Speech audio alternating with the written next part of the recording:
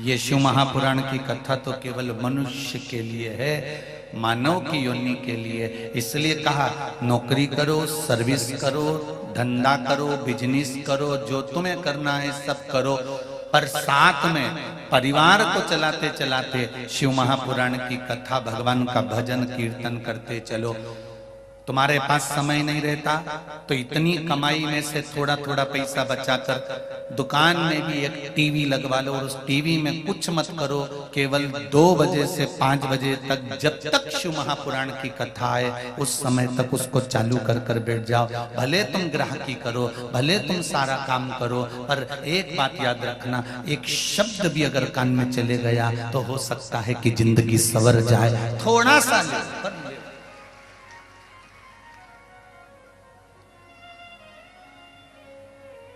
धर्म पत्नी भी अपने पति से कह सकती है, थोड़ा सा समय निकाल कर कथा सुन लिया करो। दिन में समय नहीं मिले तो रात्रि में सुन लिया करो। अब पति कहेगा मैं इतना थक जाता हूं, कहां कथा सुन पाता हूं, कहां समय। और सत्य बात है माताओं, पुरुष के ऊपर गृहस्थी का बोझ बहुत ज्यादा होता है। आपको लगता होगा कि बस दुकान पर जाकर बैठ गए या नौकरी करने पहुंच गए, बस सवेरे से जाते हैं, जूते मूते पहने, बढ़िया टाई फाई लगाई और खूब जोरदार सब खा पी के नाश्ता वास्ता कर कर और पहुंच गए अपनी नौकरी पर। शाम को आए और आराम से बस बैठ गए और खाया पिया सो गए। पर ये नहीं है। एक व्यक्ति चाहे नौकरी कर रहा हो, चाहे बिजनेस कर रहा हो, एक पुरुष हो चाहे स्त्री हो, उसके ऊपर गृहस्थी का जब बोझ होता है ना भाई, तो वो ही जान सकता है कि उसके ऊपर कितना बोझ है। आप केवल उसका विल पावर मजबूत कर सकती हो। आप अपने पति से कह सकती हो और पति अपनी पत्नी से कह सकता है कि समय निकाल कर, ये मानव का देह है, बच्चों के लिए करना है, परिवार के लिए करना है, कुटुंब के लिए करना है, सब कुछ करना है, घर भी बनाना है, गाड़ी भी लेना है, दुकान भी चलाना है, सबको देखना भालना, सब कुछ तुमको करना है। हम कह भी देंगे ना कि तुम ये सब छोड़ दो, तो तुम नहीं छोड़ सकते, क्योंकि मनुष्य का शरीर जब भगवान ने बनाया तो मनुष्य ने परमात्मा से पूछा कि तूने मुझे बनाया क्यों है। तो परमात्मा ने एक शब्द कहा, मैंने 2 कारणों से तुझे बनाया है, एक कर्म का भोग भोगने के लिए, दूसरा भजन करने के लिए। मृत्यु लोक में जाएगा तो तेरे को परिवार का भरण पोषण करना पड़ेगा। ये परिवार कौन है? तो भगवान कहते हैं तेरे बेटे, पूर्व समय में तूने जिससे कर्जा लिया होगा वो तेरे बेटे बनकर जन्म लेंगे। पूर्व समय में जिसने तेरा साथ दिया होगा, तू शादी कर कर उसका साथ दे रहा होगा। पूर्व में तूने किसी का बुरा करा होगा तो कोई बुरा करने के लिए तेरे पास में आ जाएगा। कोई तुम्हारा धन खाकर भाग जाए तो रोना मती। भगवान कहते हैं कि पूर्व में तो उसका खाकर चले गया था, मर गया था, तो आज तेरा खाकर वो चले गया। इतना सारा पैसा एक जगह पर लगाया, एक कंपनी में लगाया, एक बैंक में जमा करा, मालूम पड़े बैंक की भाग गई। तो ये कैसे भाग गई? तुमने तो विश्वास करा था, पूरा काम करा था, कागज तैयार थे, सब लिखा पड़ी थी, कोई प्लाट तुमने लिया था, उस पर किसी ने कब्जा कर लिया।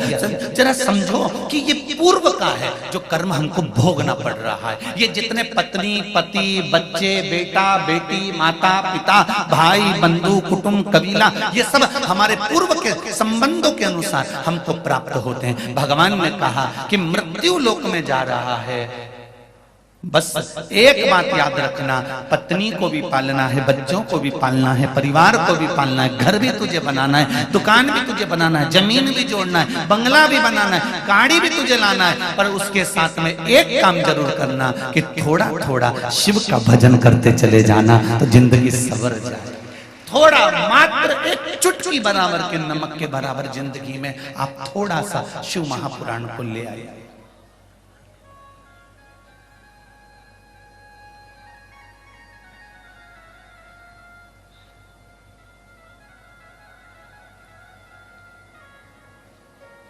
एक सिस्टर पत्र लिखी है तक्ष में। सवेरे जब मिले थे उस समय पर पत्र आया है। उस पत्र में कृष्ण है। गुरुदेव,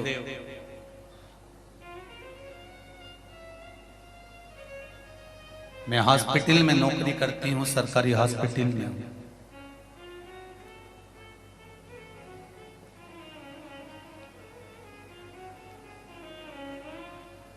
सिस्टर नहीं है वो जो पौछा आदि कादिक लगाती हैं, कार्य करने वाली माँ, उन्होंने कहा कि हम बर्ड बॉय लिखा था, कुछ ऐसा लिखा था उसमें, तो हम उसकी नौकरी करते हैं। हॉस्पिटल में बच्चा जन्म भी ले रहा है, जन्म जिस टेबल पर लिया गया है उस टेबल को भी हमें पहुंचना है। रोज प्रतिदिन 2-4 दिन में कोई मर भी रहा है तो भी हमको उसको देखना है। सुबह से लेकर शाम तक निकल जाता है, कभी शाम से लेकर रात की ड्यूटी होती है तो सुबह निकल जाता है। गुरुदेव,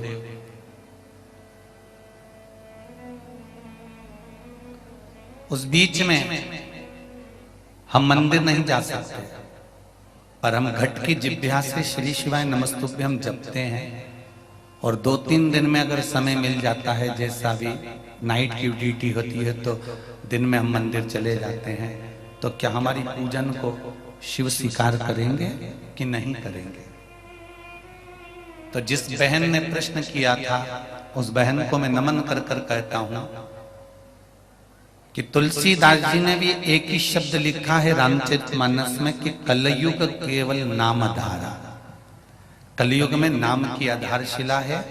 घट की जिभ्या से अगर आप काम करते करते भी उस परमात्मा का नाम ले रही हो तो ये निश्चित है कि वो एक दिन मिलेगा जरूर। आप अपनी सेवा से वंचित मत हो।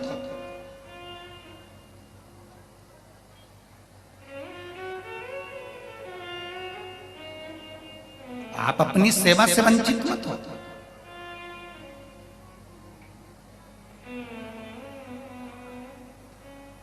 कर्म करने में पीछे मत हटो।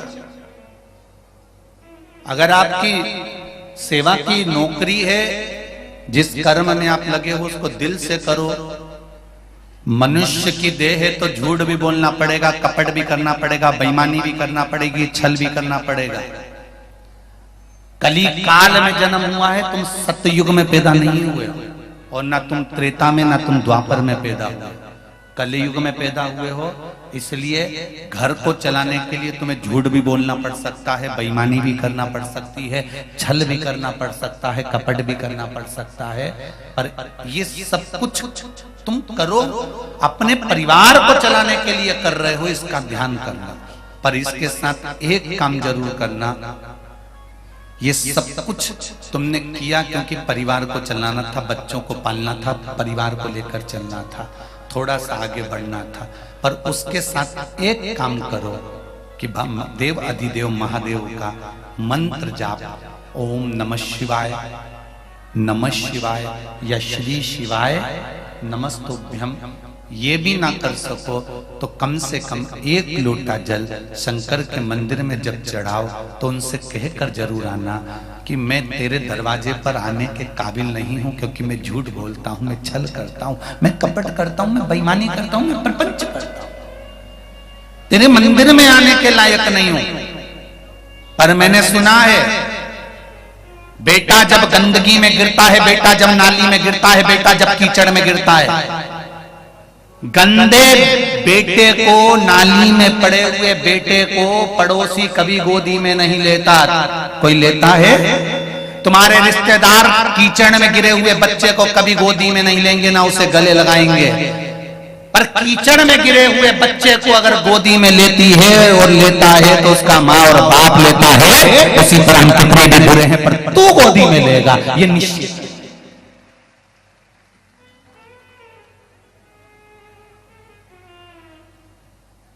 गंदगी में सने हुए बच्चे को पड़ोसी गोदी में नहीं लेगा, गंदगी में सने हुए बच्चे को तुम्हारे रिश्तेदार गोदी में नहीं लेंगे। कोई बच्चा गिरकर आ जाए, गंदगी उसके पूरे शरीर पर मेला ही मेला लग रहा हो, गंदा ही गंदा लग रहा हो, मक्खियां भी नक रही हो, कौन लेगा उसको गोदी में?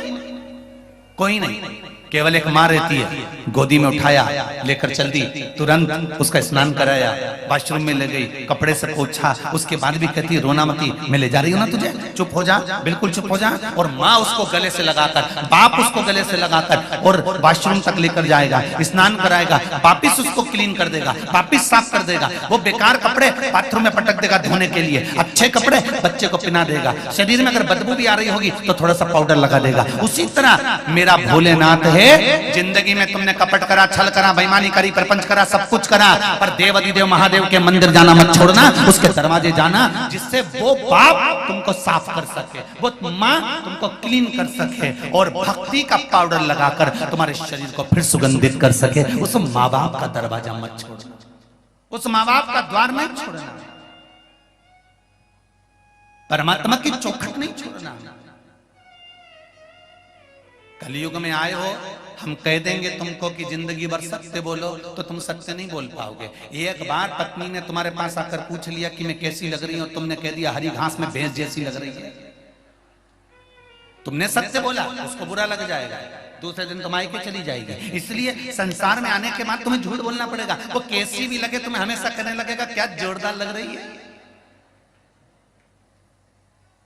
वो कैसी भी लगे पर तुमको हमेशा बड़ाई करना पड़ेगी। भोजन में मिर्ची भी तेज हो गई तो तुम बोल नहीं सकते, फिर भी कहोगे भोजन बहुत अच्छा बना। नमक तेज हो गया तो भी तुम्हें कहना पड़ेगा कि नमक अच्छा बना। और कितना भी क्रूर से क्रूर तुम्हारी सर्विस में, नौकरी में कोई अच्छा ऐसा ऑफिसर आ गया जो दिन भर तुमसे चिढ़ता, दिन भर चिढ़ता, उसके बाद भी तुमको उसको सलूट मारना ही पड़ेगा, अच्छे से बोलना ही पड़ेगा, मन नहीं करे तो भी बोलना पड़ेगा,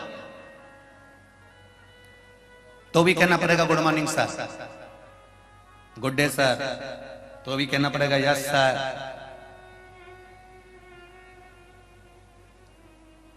क्रूर से क्रूर मिलेगा, क्योंकि संसार में आए हो तो परिवार पालना है, परिवार को लेकर चलना है, सब कुछ करना पड़ेगा। अगर मैं कह भी दूं इस व्यासपीठ से, हम कह भी दें कि नहीं रे झूठ मत बोलना रे, बेईमानी नहीं करना, कपट नहीं करना, छल नहीं करना, बस हम कह दें इतना जरूर करना कि तुम्हारे कारण किसी की आंख में आंसू ना आए, किसी के चेहरे पर स्माइल रहे, बस इतना जरूर रखना।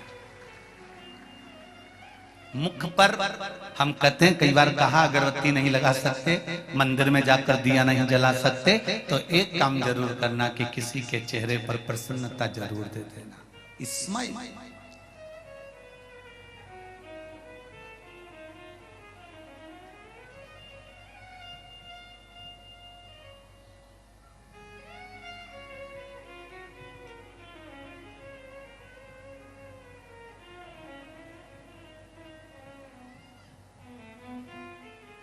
सत्य की ओर चलो,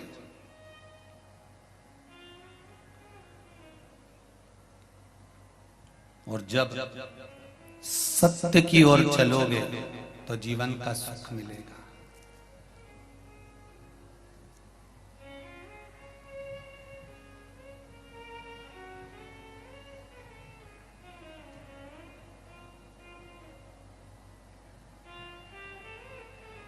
महाराज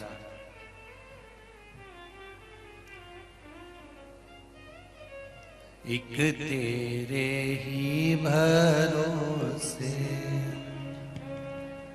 हवा बिच उड़ती जावांगी, बाबा डोर धत्तो छठी नावे कटी जाएगी, भोले मेरी पतंग बाबा मेरी पतंग।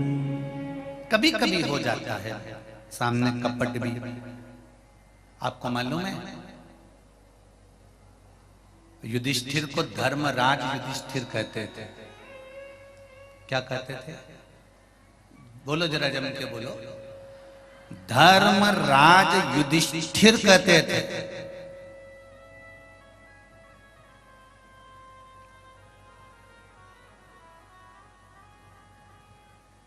उसके बाद भी युधिष्ठिर को थोड़ी देर के लिए नरक जाना पड़ा था।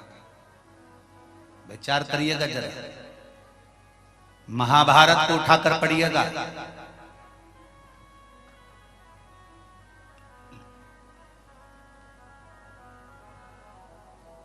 युधिष्ठिर और नरक, हाँ, धर्मराज कहते हैं उसको, धर्म की ध्वज धारण करने वाला है, और वो नरक चले गया। हाँ, कारण क्या था? केवल एक, पांडवों में केवल एक युधिष्ठिर ऐसे थे जो 7 शरीर बैकुंठ गए थे। जब बैकुंठ में गए तो बैकुंठ में जाकर उन्होंने देखा कि पूरे बैकुंठ में उनके द्रौपदी नहीं मिली, अर्जुन नहीं मिला, नकुल नहीं मिला, सहदेव नहीं मिला, भीम नहीं मिला। तो उन्होंने पूछ लिया बैकुंठ में, ये मेरे भाई बंधु कहां हैं?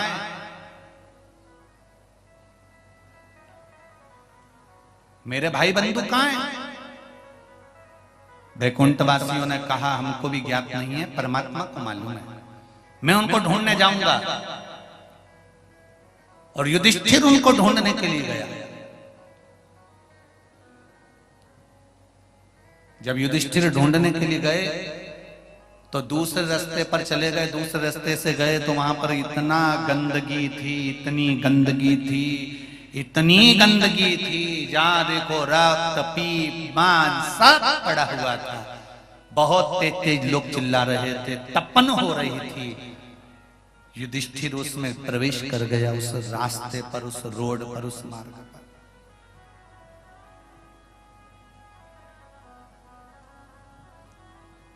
और युधिष्ठिर जब उस जगह पर प्रवेश करा,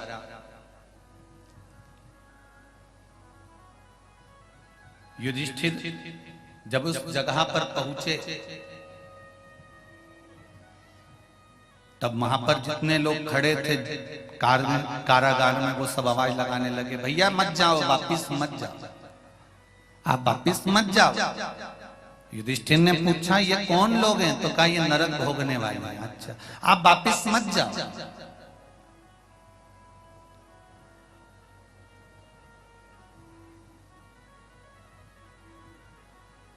युधिष्ठिर ने बैकुंठ से आए हुए पार्षदों से कहा, तुम चले जाओ, मैं इनके लिए यहीं रुक जाता हूं। युधिष्ठिर थोड़ी देर वहां रुके, उनके शरीर की तरंग से जितने लोग नरक में पड़े थे वो सब स्वर्ग की ओर चले गए। थोड़ी देर बाद युधिष्ठिर घूमते घूमते वापस बैकुंठ में पहुंचकर बैकुंठ में भगवान विष्णु मिले, और भगवान विष्णु से बैकुंठ अधिपति से युधिष्ठिर ने पूछा, ये बताओ कि मैं वहां गया था, वो कौन सी जगह थी? युधिष्ठिर के प्रश्न थे तो बैकुंठ अधिपति ने कहा कि तुम्हें नरक लेकर जाया गया था, तुम नरक में गए थे। धर्मराज युधिष्ठिर ने कहा, मैंने जिंदगी भर पुण्य करा, सत्कर्म करा, मैंने हमेशा अच्छा काम करा, इसके बाद भी मुझे नरक क्यों भेजा गया? तो भगवान विष्णु ने कहा कि तुमने नीचे पृथ्वी पर युद्ध के दौरान एक छल कर दिया था, एक कपट कर दिया था। क्या कपट करा था? अश्वत्थामा के मरने की खबर गुरु द्रोणाचार्य को झूठी दे दी थी, और गुरु द्रोणाचार्य सिर मलमल कर रोते रहे थे। कपट करा, कपट के बल पर तुमने मारा है, इसलिए तुमको कपट से ही वहां ले जाया गया था। मेरे भाई बंधु कहां हैं? तब बैकुंठ में भाई बंधु दिखे तो पूछा, तुम कहां गए थे? तो अर्जुन कहता है, नकुल, सहदेव, भीम, द्रौपदी कहती है कि मृत्यु लोक में जो हमने गलत कर्म करा था, जरा से धन और वैभव के चक्कर में हमने अपनों का खून बहाया था, इसलिए हमको नरक मिला था, पर आपके तरंगों से हम वापस लौट कर आ गए।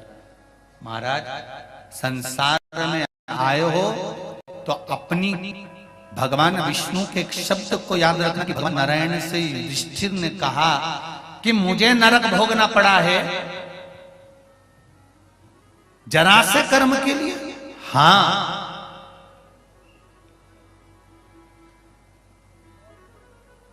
जरा से कर्म के लिए। हाँ,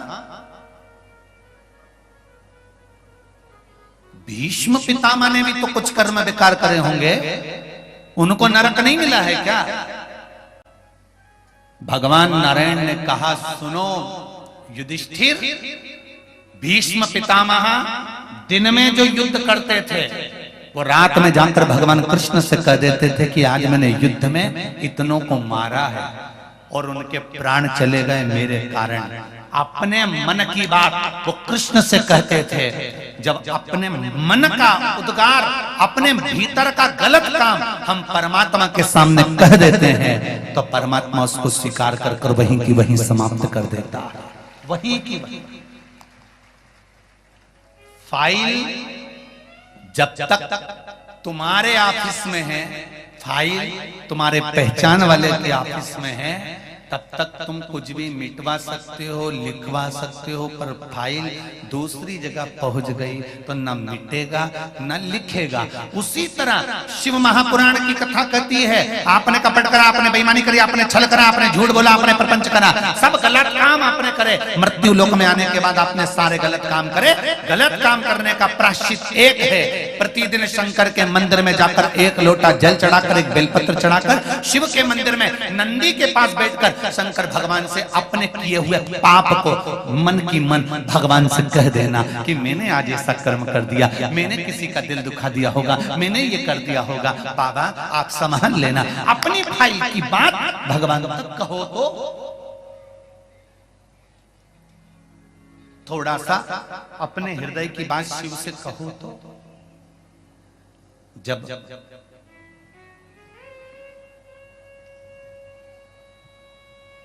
मन की बात आप भगवान से कहना प्रारंभ करेंगे तो भगवान सुनेगा। चलो एक बात आप लोगों से आज पूछते हैं, व्रत क्यों किया जाता है? बोलो रे सागर वाली जी, जितने लोग बैठे हो सब प्रेम से बोलो, व्रत क्यों करते हैं?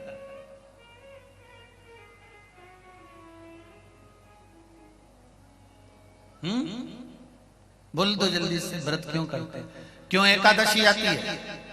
क्यों प्रदोष आती है? किस लिए? आज भी बड़ा प्रसन्नता का विषय है। आज महेश नवमी है। संपूर्ण मारवाड़ी महेश्वरी परिवारों को, पूरे विश्व में निवास करने वाले महेश्वरी बंधुओं को आज महेश जयंती की, महेश नवमी की बहुत बहुत बधाई, बहुत बहुत बधाई। पर एक निवेदन है मेरा संपूर्ण महेश्वरी बंधुओं से, आपको कोटि कोटि बधाइयां हैं महेश जयंती की, महेश नवमी की। पर एक निवेदन है मेरा, महेश जयंती के दिन ही केवल शंकर की आराधना नहीं करना है। कई बार कई लोगों के मुख से हम सुन लेते हैं कि नहीं, हम तो नारायण को मानते हैं, हम केवल श्रीनाथ जी को मानते हैं, हम केवल इन देवता को मानते हैं, हम शंकर जी का प्रसाद नहीं लेते, हम शिव मंदिर नहीं जाते। मेरा निवेदन केवल इतना है, आप किसी को भी मानो, पर आज महेश जयंती के दिन एक संकल्प ले लो कि हम मारवाड़ी महेश्वरियों की उत्पत्ति भगवान महेश और उमा के माध्यम से हुई है। आज हम संकल्प लेते हैं कि हम किसी को भी माने, पर भगवान शंकर की निंदा नहीं करेंगे, भगवान महेश की निंदा नहीं करेंगे। बस ये संकल्प हमारे भीतर।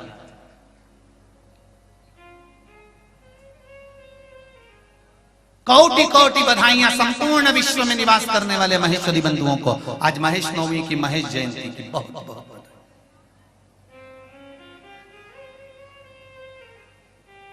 हम जिसकी उत्पत्ति हैं, जिस भगवान महेश ने हमारी उत्पत्ति करी, कई बार हम बात में उनका निंदा कर बैठते हैं। हम शंकर मंदिर नहीं जाते, हम शंकर जी का भजन नहीं करते, हम शंकर जी का प्रसाद नहीं लेते, शंकर कौन है, हम शिव मंदिर। ये निंदा ना करें। हम भले किसी को भी माने, पर शिव निंदा से दूर।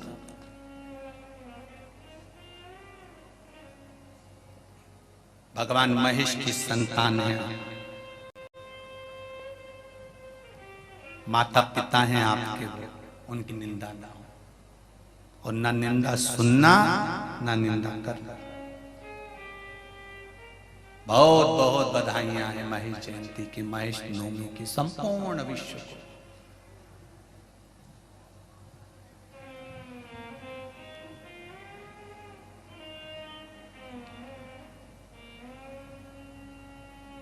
महाराज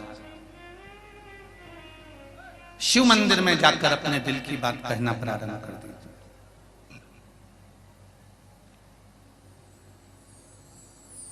शिव महापुराण की कथा में कभी बैठने का मौका मिले,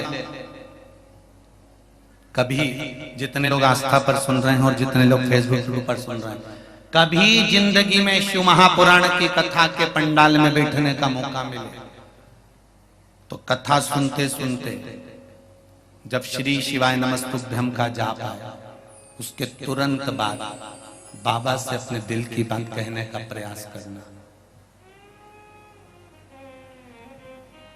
जब कोई कथा वक्ता श्री शिवाय नमस्तुभ्यम शिव महापुराण के मूल मंत्र को बोले, जैसे भागवत का मूल मंत्र है ओम नमो भगवते वासुदेवाय, रामचरितमानस का मूल मंत्र है सीताराम राम राम सीताराम, गीता का मूल मंत्र है श्री कृष्ण शरणम,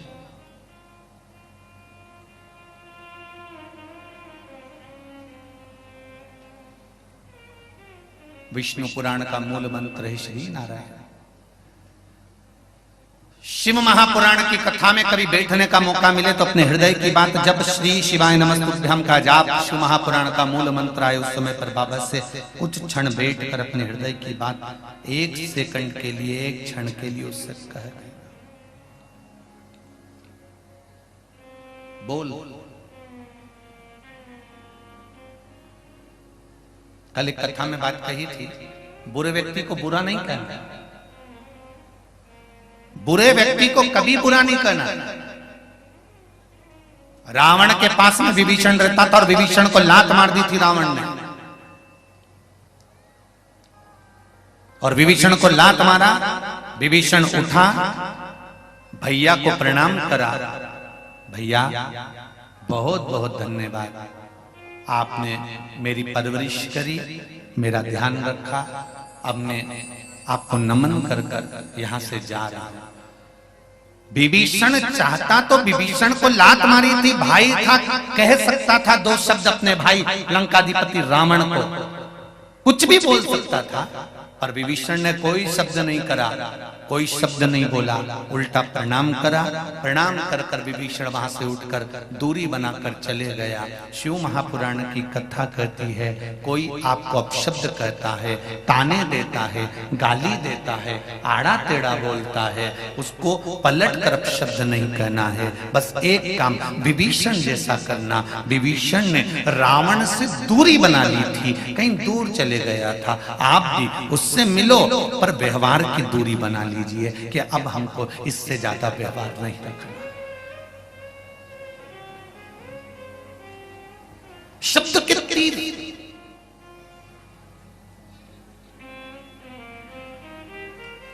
हैदराबाद की कथा सुनी आप लोगों ने? उसमें एक बात कही थी, गोली और बोली, सुनी थी? गोली का घाव, बंदूक से निकली हुई गोली का घाव भरा सकता है, पर मुख से निकली हुई गोली का घाव जिंदगी भर नहीं भरा, पूरी जिंदगी नहीं भराएगा। गोली और बोली का ध्यान रखना कि गोली का घाव, बंदूक से निकली हुई गोली और मुख से निकली हुई बोली, ध्यान रखना। हैदराबाद की कथा में कहा था आपको कि बंदूक से निकली हुई गोली का घाव भर सकता है, पर मुख से निकली हुई गोली का भाव जो निकला है बोली, उसका घाव नहीं भरा सकता। वो बहू पहली बार जब शादी कर कर आई और सास ने ऐसे शब्द बोल दिए ना, वो जिंदगी भर भले सास मर जाएगी पर याद तो बोली रहेगी। ननंद ने जो जो बोला है भाभी को याद रहता है, भाभी ने जो बोला वो ननंद को याद रहता है। भले वो अपने मायके चली गई, ससुराल चली गई, सब कुछ हो गया, बच्चे बड़े हो गए, ब्याह हो गया, बुढ़े हो गए, पर वाणी गोली का घाव भरा सकता है, बंदूक की निकली हुई गोली का घाव एक बार भर सकता है, पर बोली जो मुख से निकली है उसका घाव कभी नहीं भराता। इसलिए वाणी ऐसी बोलिए जो मन का आपा खोए, पर आज के जमाने में वाणी ऐसी बोलिए जो जम के झगड़ा होए, पर उससे मत बोलिए जो तुमसे तगड़ा होए। पर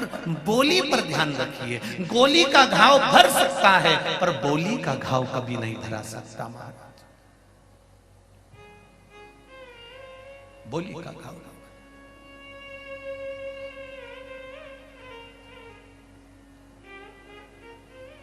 आसाई राम जी से दूजिया सच छोड़ दे, रिश्ता एक शिव जी से दूजा रिश्ता तोड़ दे।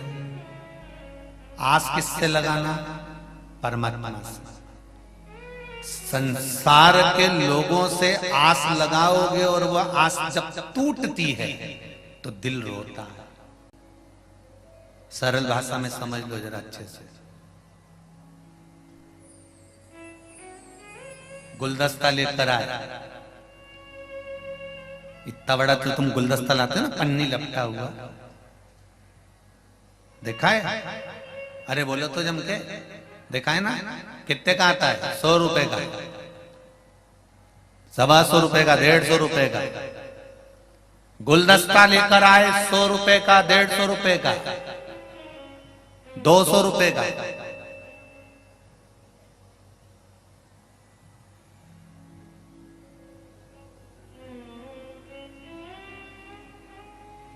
पानी का मटका लेकर आए, 60 रुपए का, छोटा सा, इतना बड़ा 50-60 रुपए का पानी का मटका लेकर। अब तुम गुलदस्ता भी लाए हो, पानी का मटका भी लाए हो, घर में आए,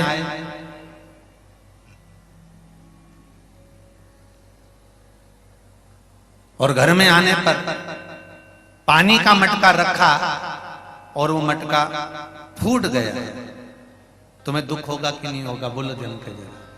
अरे बोलो जी जी, दुख होगा कि नहीं होगा? होगा ना। अब जरा विचार करिए, पानी का मटका लेकर आए, वो घर में लाकर फूट गया तो तुमको दुख हुआ, तो तुम्हें दुख होना ही नहीं चाहिए। आवाज आ रही है, सरसर आ रही है, देखिए जरा उसको। पानी का मटका तुम लेकर आए,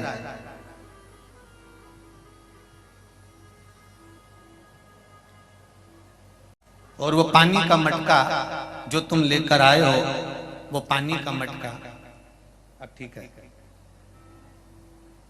वो पानी का मटका फूट गया तो तुम्हें दुख हुआ। अब वो गुलदस्ता जो तुम लेकर आए हो, वो रात को मुरझा गया, बेकार हो गया, तुम्हें दुख हुआ? अरे बोलो तो जी जी, नहीं, क्योंकि तुमको मालूम है कि ये गुलदस्ता एक ना एक दिन तो मुरझाएगा ही। पर तुम्हें विश्वास था उस मटके पर कि ये मटका ठंडा पानी देगा। 50 रुपए का लाया हूं, बजा के देखा है मैंने, खूब बढ़िया है। तुमने उससे आस लगा ली,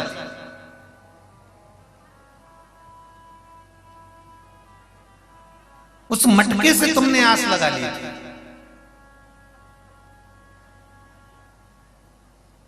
और मटके से तुमने जब आस लगाई और वो आस तुम्हारी टूटी तो तुम्हें दुख हुआ, आंख में जल भर गया। गुलदस्ता सूखा, उसका गम नहीं हुआ, क्योंकि तुम्हें मालूम था कि ये होगा।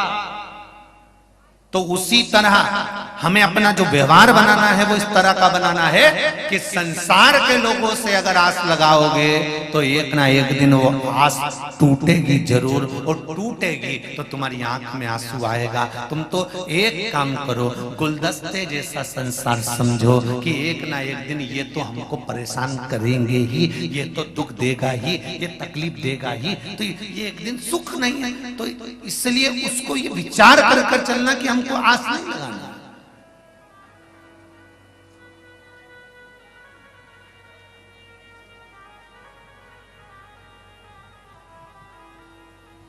हमें आस केवल एक देवरी देव महादेव से लगा, केवल एक आस, आसाई राम जी से दूजी आशा छोड़ दे, नाताई शिव जी से दूजा नाता तोड़ दे। साधु संगे राम रंग अंग अंग रंगिए, जाई विधि राखे राम ताहि विधि रही। किया अभिमान तो फिर मान नहीं पाएगा, होगा वही प्यारे जो मेरे राम जी को आएगा। फल आशा त्याग शुभ काम करते रहिए, जाई विधि ताई विधि रही।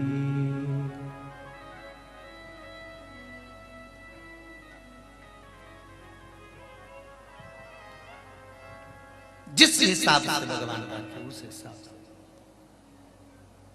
भजन में लगे। भजन महाराज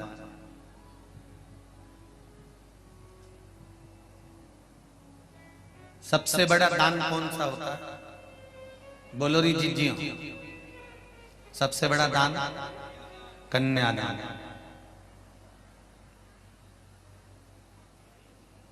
बोलो बोलो। कन्यादान, फिर अन्नदान,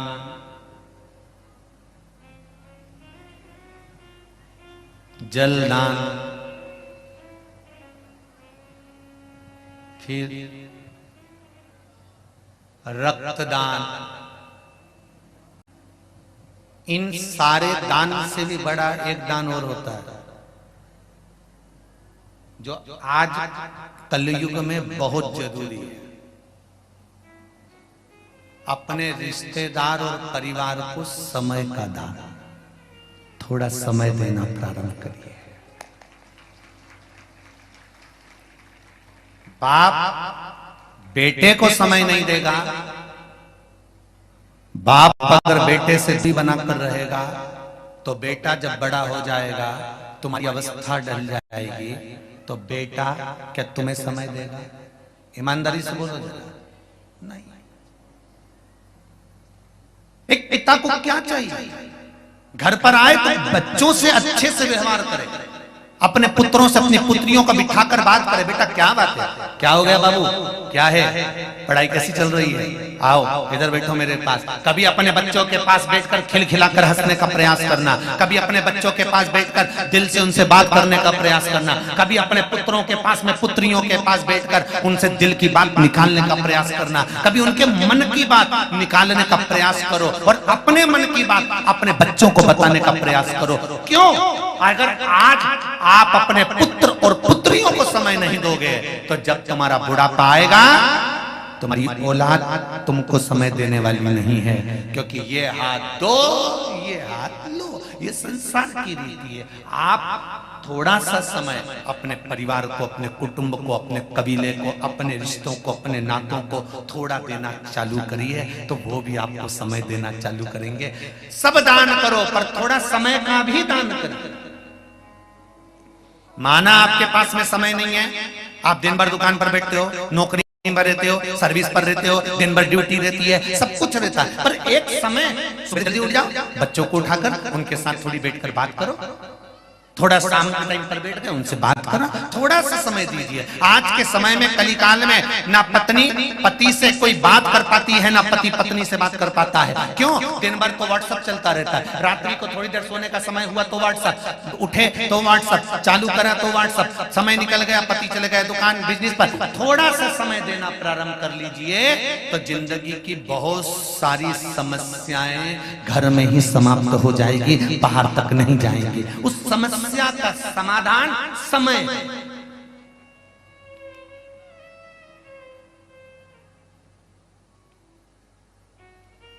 थोड़ा सा समय निकालना प्रारंभ करो। और जैसे परिवार के लिए समय निकालो, थोड़ा सा डेंटिंग पेंटिंग के लिए समय निकालो, ऐसा ही थोड़ा सा समय परमात्मा के मंदिर जाने का भी निकालना प्रारंभ कर लीजिए कि मुझे वहां जाना है। सारी समस्या का हल मात्र एक लोटे जल में। वो बल ये पत्र आया देखिए,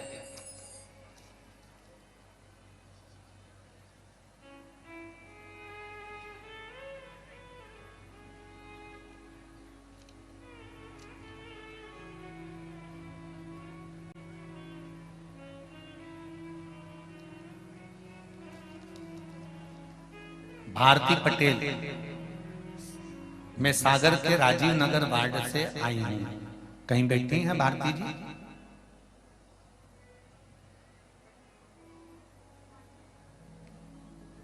कहीं बैठी हो तो हाथ जरूर हिलाइए। भारती जी पटेल सागर के राजीव नगर वार्ड से आई हूं। मेरी शादी को 8 साल हो गए थे। मेरे यहाँ कोई संतान नहीं थी। बहुत प्रयास किया गुरुजी, कहीं से कोई आराम नहीं हुआ। डॉक्टर को बताया तो बोला बच्चा दानी में गांठ है, तो 2 बार आपका ऑपरेशन करा दिया है, अब संतान का सुख नहीं होगा। फिर भी कोई आराम नहीं हुआ। फिर मैंने महाशिव पुराण की कथा सुनी और उसमें आपने जो आंकड़े की जड़ का उपाय बताया था, फिर वो आंकड़े की जड़ का उपाय किया और बाबा की कृपा से मेरे यहाँ बेटी का जन्म हुआ है। मैं बाबा को नमन करता हूँ। श्री शिवाय नमस्ते। बैठो कहीं, अगर बैठी हो भाटी जी बैठो। अगला पत्र देखिए।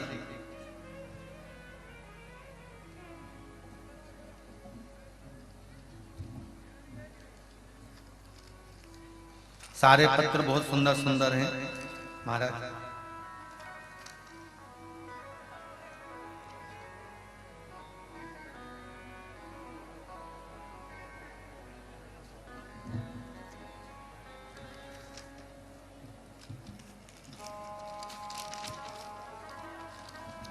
श्री शिवाय नमस्तुभ्यम। नितिन पटेल, श्री गब्बर पटेल, पता है ग्राम पटकुई, बरारू, सागर। कहीं बैठे हैं तो हाथ उठाइए। आप ही हैं। श्री शिवाय नमस्तुभ्यम। हर हर महादेव। नितिन पटेल, ग्राम बरारूर से आया हूं। गुरुजी, मेरे पापा जी को 2021 में अप्रैल के महीने में कोरोना महामारी की बीमारी हो गई थी। उसी बीमारी में उनको ब्लैक फंगस हो गया था, जिसके कारण उनके 4 ऑपरेशन हुए। पर वो ऑपरेशन होने पर भी जब श्रेष्ठता नहीं बैठी, फिर मैंने शिव महापुराण की कथा सुनी और आपके द्वारा बताए हुए उपाय भी किए। प्रदोष काल में अबीर लगाकर धतूरा चढ़ाना प्रारंभ किया और रात्रि में 9:15 पर, जैसा आपने बताया है, एक कथा में आपको वर्णन करा था कि रात्रि 9:15 का एक समय ऐसा होता है जिस समय में शंकर भगवान की अगर पूजन करी जाती है तो भारी से भारी बीमारी, अगर कैंसर जैसी भी रोग है, तो वो धीरे धीरे समाप्त होने लगता है और व्यक्ति ठीक होने लगता है। तो एक कथा में सियोर की कुबेरेश्वर धाम की जो कथा हुई थी, उसमें पूर्व में वर्णन करा था। वो 9:15 वाला शंकर जी को जल चढ़ाना प्रारंभ करा और मेरे पापा की कुबेरेश्वर धाम गए और बाबा से विनती करी। ऐसी कृपा हो गई कि मेरे पापा पूर्ण तरह से स्वस्थ हो गए हैं। अब दवाइयां सब बंद हो गई हैं। बैठो बाबू। श्री शिवाय की कृपा, दया और उसकी उदारता है जो आप देवाधिदेव महादेव की इस पावन कथा में 10 किलोमीटर दूर शरीर से विकलांग होने के बाद भी बाबा की कृपा से पहुंच रहे हो, ये उसकी उदारता है। कई ऐसे होंगे सागर में जिनके घर में 4 व्हीलर गाड़ी भी होगी, ड्राइवर भी होगा, ठाट भी होगा, बाइक भी होगी, शरीर भी सही होगा, उसके बाद भी एक दिन शिव महापुराण में नहीं पहुंचे होंगे। ऐसे भी सागर में होंगे, ऐसे भी होंगे। पहले हैदराबाद की कथा में कहा था, बगीचे में जाओगे बहुत फूल लगे होते हैं, पर क्या सारे फूल तुम्हें पसंद आते हैं? बोलो तो जम के नहीं। बगीचे में कोई कोई गुलाब का फूल बड़ा सा अच्छा सा सुंदर सा दिखता है तो तोड़ने का मन करता है। बगीचे में कोई कोई फूल अच्छा नजर आता है, उसको लेने का मन करता है। उसी तरह सागर के बगीचे में, पटकुई तक के बगीचे में और आसपास के पूरे मध्य प्रदेश के बगीचे में अगर आप शिव महापुराण की कथा में बैठे हो या आस्था चैनल पर या मोबाइल पर सुन रहे हो, तो समझ लेना उसी बगीचे के सबसे सुंदर फूल आप। श्रेष्ठ फूलों की गिनती में आप आते हो। गला पकड़ रहा, श्रेष्ठ फूलों की गिनती में आप आते हो।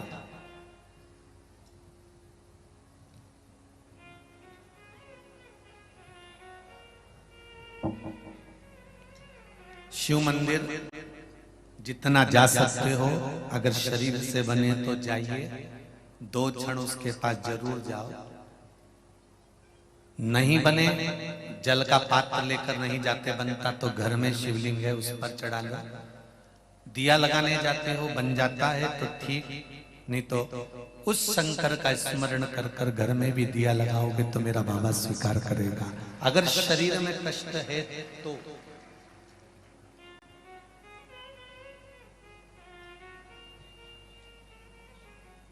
शरीर में अगर कष्ट है, मेरे देवाधिदेव महादेव की कृपा, भगवान शंकर को देखकर ऋषियों की पत्नी ने विचार करा और आपस में बात करने लगी। तो ऋषियों को बड़ा बुरा लगा, ऋषियों को इस चीज का बुरा लगा कि हमारी धर्म पत्नियां, एक ऋषि की पत्नियां ना जाने किस पुरुष की बात कर रही हैं, इनको नहीं मालूम कि ये शंकर जी की बात कर रही है।